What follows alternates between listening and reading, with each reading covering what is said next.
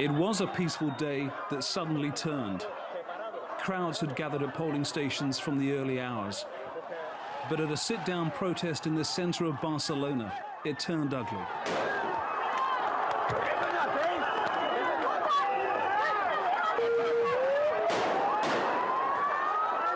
The start of violent police action to clear the streets. No one in the vicinity was safe as rubber bullets rang out. Many people were injured. This man was shot in the face. But more than that, the people here were shocked at the response of the police. Why? Why are they doing this? I can't believe it. This is the worst thing that I've seen. I can't believe it. Yeah. The Spanish police had said they would clear the polling stations across the region, but the intensity seemed to surprise those already inside. This was a school close to our location.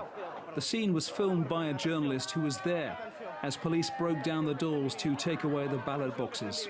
Shocking moment. In 20th century, in Europe, in Spain, in theory, a very democratic state. I never imagined this. Police fighting with people who want vote. The people here have been telling us more than once that any protest is going to be peaceful, that they are pacifist in nature, which is why the images of the Spanish police cracking down so heavily is such a bad one for the Spanish government. They say they've acted proportionally in dealing with what they call an illegal referendum. What happened today cannot be permitted. I would like to make it clear that those responsible for today's event and incidents that took place should be held accountable. Unfortunately, they are the ones that are creating this violence. They are guilty of what happened, not us.